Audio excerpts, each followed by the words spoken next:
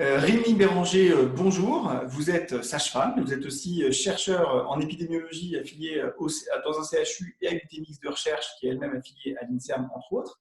On va parler aujourd'hui d'un sujet qui est un petit peu délicat parce que parfois ça échauffe un petit peu les esprits. On va parler du lien possible entre les pesticides et le trouble du spectre de l'autisme. Vous avez récemment participé à un article d'une revue de la littérature qui a été publié, moi, que je trouvais très intéressant. Et alors, on se calme tout de suite, ne nous tapez pas tout de suite. On n'en est pas à dire qu'il y a un lien de causalité, on ne sait pas encore. Par contre, ce qu'on voudrait, c'est expliquer le rationnel scientifique qui rend légitime les chercheurs à faire ce travail de recherche. C'est-à-dire que ce n'est pas une lubie de conspirationnistes bobos qui fument des joints dans leur laboratoire et qui sont achetés par le lobby du bio. Ce n'est pas non plus une conspiration de Big Pharma qui veut montrer qu'il n'y a aucun lien ou je ne sais quoi. Je ne crois pas. On lui posera la question si c'est un envoyé des reptiliens ou pas. Il nous dira si oui ou si non, puis on croira évidemment. Non, c'est simplement qu'il y a parfois des raisons légitimes de se poser des questions et d'explorer un champ de recherche sans que ce soit ni une agression pour les uns, ni une agression pour les autres. Donc, s'il vous plaît, si vous faites partie d'un camp, essayez de rester ouvert. On va simplement parler de cet article qui fait une revue de la littérature scientifique à ce sujet et d'autres articles sont à venir. Voilà, donc Rémi Béranger, merci encore une fois infiniment d'avoir accepté cette interview. Et puis, je vous laisse, si vous voulez, vous présenter un peu mieux que ce que j'ai fait et puis ensuite nous parler de votre article. Déjà, merci Jean-Baptiste pour cette invitation. Donc, ça me fait très plaisir aussi de venir communiquer. C'est vrai que c'est toujours plaisant d'avoir des publications qui sont reprises et discutées en public plutôt qu'archivées dans un laboratoire obscur. Donc effectivement, moi j'ai une activité clinique d'enseignement et de recherche que je fais à Rennes. Alors je ne suis pas chez Big Pharma, je ne fais pas partie d'un complot mondial, si ce n'est celui des sages-femmes, mais pas celui des pesticides. Donc aucun risque vis-à-vis de cette publication. Et effectivement, en fait, moi, je travaille beaucoup sur l'effet des pesticides chez la femme enceinte. C'est un peu ma thématique de recherche principale.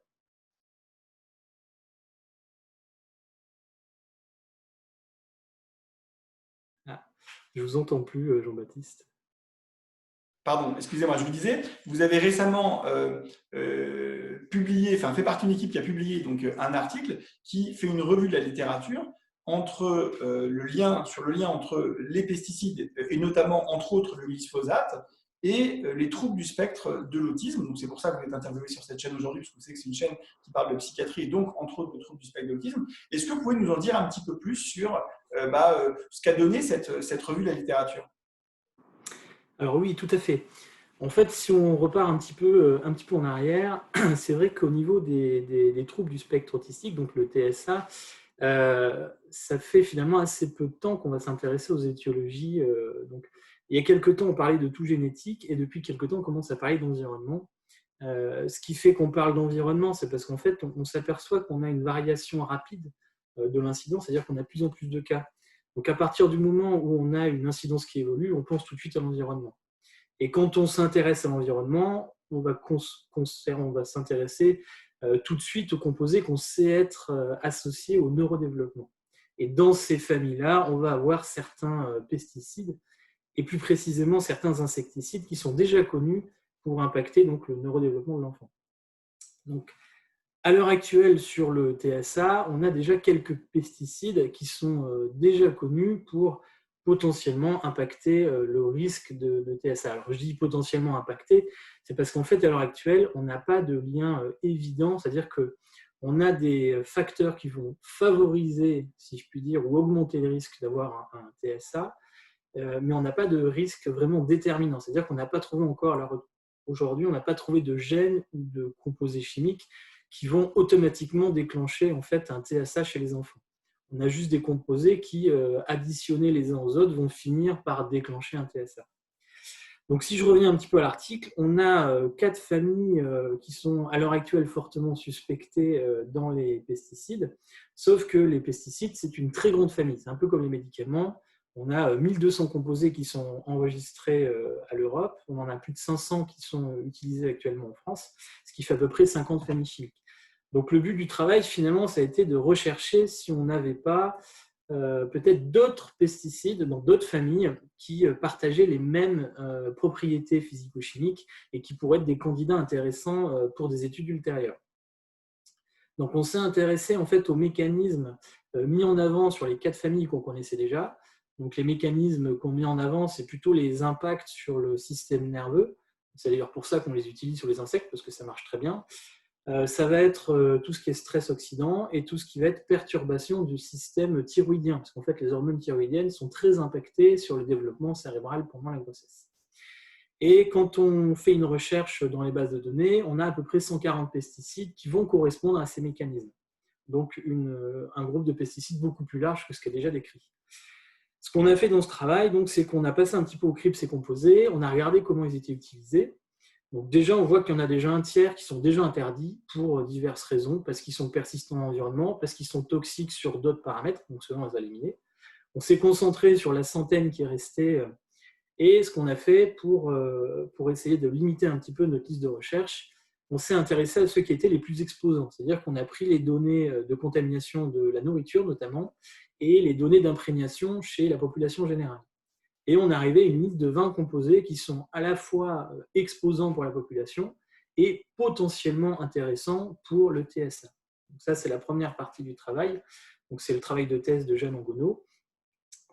Donc ça, c'est la première chose. Donc on a une liste en fait de composés à proposer aux équipes de recherche pour des futurs travaux en disant ces composés sont suspects, ils présentent des mécanismes intéressants et il faut aller dessus en fait sur les prochains travaux.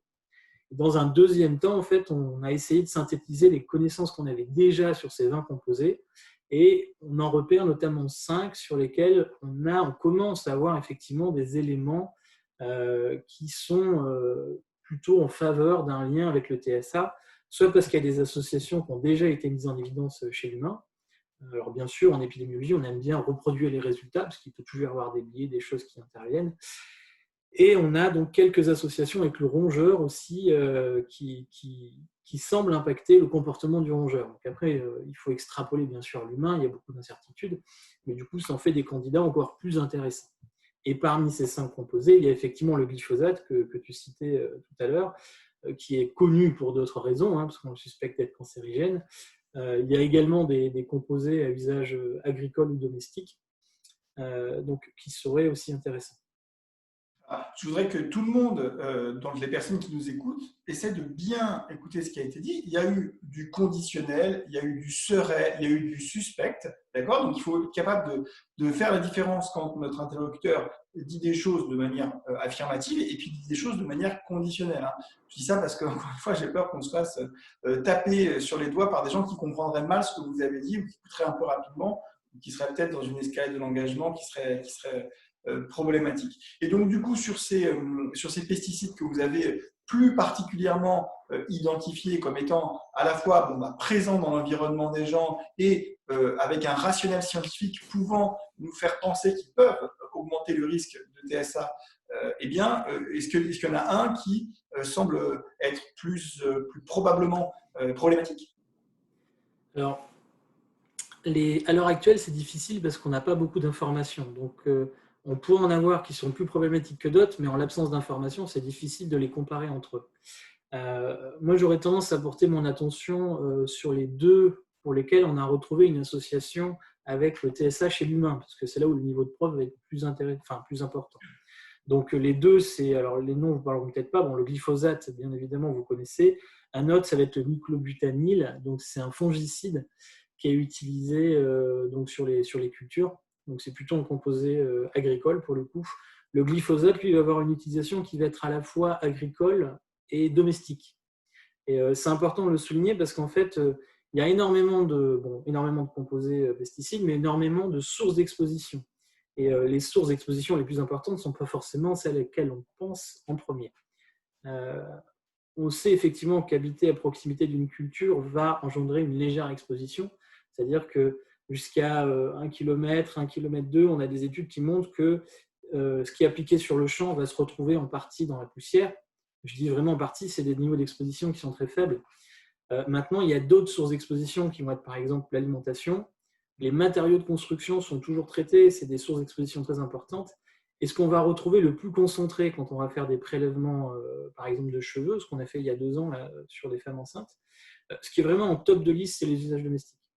Ouais. C'est-à-dire le fait d'utiliser des produits qui ne sont pas forcément identifiés comme pesticides, on va les appeler par exemple des biocides, il va y avoir d'autres noms. Mais par exemple, vous en avez dans les peintures, vous en avez pour les produits sur les puces et les tiques, vous en avez sur les autocollants que vous allez coller sur les vitres pour les mouches. Et les molécules qui sont utilisées là-dedans, c'est celles qu'on va retrouver les plus concentrées en fait, dans les cheveux. Donc, vous avez différentes sources qui vont pouvoir amener à ces contaminations. Ce qui n'est pas encore clair, du coup, c'est la part de chacune de ces sources dans le risque potentiel de TSA. C'est encore une étape supplémentaire. Oui, parce qu'on rappelle aux gens qui nous écoutent que le TSA, il y a une composante génétique et une composante héréditaire qui est bien déterminée. Ça, je veux dire, on n'en sortira pas. On commence à avoir des données qui sont extrêmement, extrêmement solides et on ne voit pas par quel miracle ou je ne sais quel autre terme à utiliser, on pourrait sortir de cet élément-là. Par contre, effectivement, il y a une part environnementale. D'ailleurs, cette part environnementale n'est pas forcément pas liée à la génétique, elle peut être liée à la génétique. C'est-à-dire que les stress environnementaux, notamment que subissent la femme enceinte, peuvent avoir des conséquences génétiques ou épigénétiques qui vont favoriser le TSA chez l'enfant à naître. Donc, il ne faut pas non plus penser que l'environnement, ça n'a forcément rien à voir avec la génétique. Ça, évidemment, vous savez mieux que moi. Et donc, ça, c'est aussi important à dire. C'est-à-dire que peut-être qu'une part de la génétique est elle-même liée à des expositions environnementales. Donc ça, c'est vraiment fondamental à comprendre. Et personne ne dit, évidemment pas notre interlocuteur, qu'il y aurait des personnes qui souffriraient de troubles du spectre de l'autisme qui seraient uniquement dues à une exposition, comment dirais-je, à un pesticide. Ce sont des facteurs de risque potentiels supplémentaires. Il y a, je crois que vous avez d'autres projets, enfin, l'équipe avec laquelle vous avez travaillé a d'autres projets en cours. Est-ce que vous pouvez, sans évidemment nous dévoiler les résultats, parce que je crois que vous ne les avez pas encore de toute façon, mais nous dire un petit peu quelle est la prochaine étape? Oui, oui, tout à fait. Alors, je peux m'avancer un petit peu sans dévoiler effectivement de secrets industriels ou autres. Si vous voulez, pour travailler sur des syndromes comme le TSA ou des pathologies comme tout ce qui est altération du développement en général, poids, malformation, ce que vous voulez, en général, on va utiliser des outils très particuliers qu'on appelle des cohortes, et notamment des cohortes de naissance. En fait, l'idée, c'est que on va prendre des femmes enceintes en général, souvent en début de grossesse, c'est mieux. On va faire des prélèvements en fait tout au long de la grossesse, des prélèvements d'urine, de cheveux, poser des questionnaires pour essayer de caractériser l'exposition tout au long de la grossesse et des différentes phases du développement. On va cibler par exemple la période où se développe le cerveau, etc.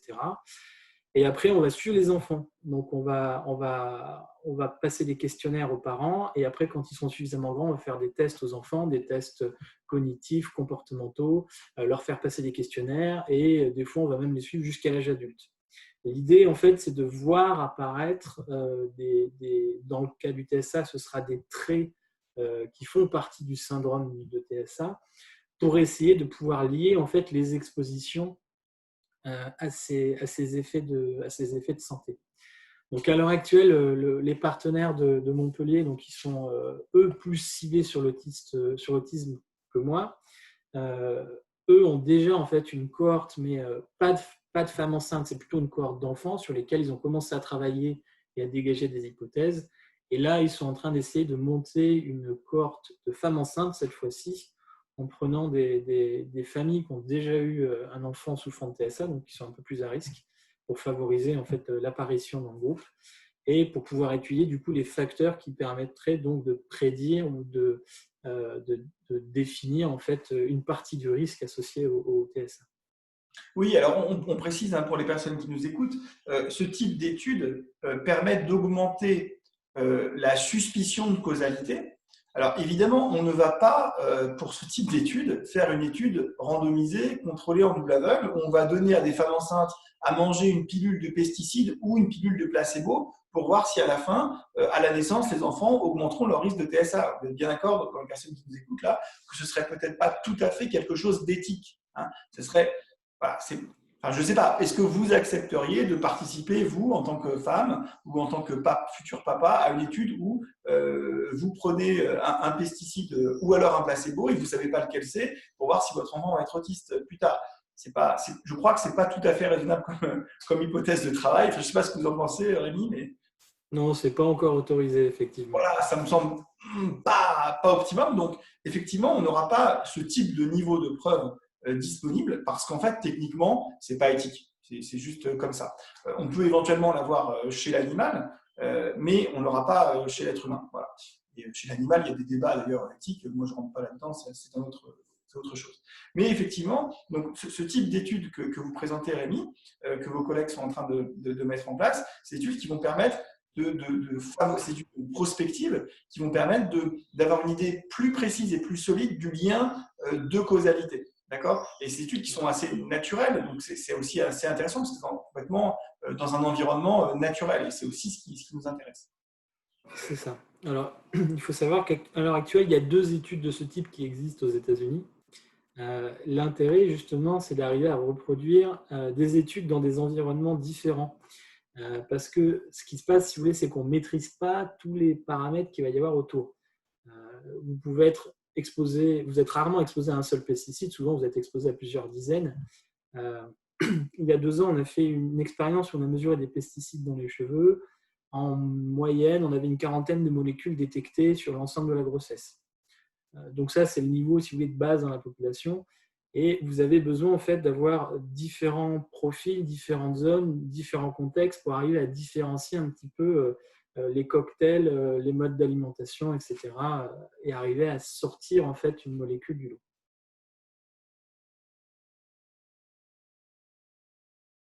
Effectivement. Après, et si vous aviez s'il y a des gens qui nous écoutent et qui disent, bah voilà, j'ai bien compris qu'on était sûr de rien, mais je souhaite faire attention pour moi parce que je vais être enceinte, pour mon enfant, etc. Quels seraient les conseils que vous donneriez à ces personnes-là?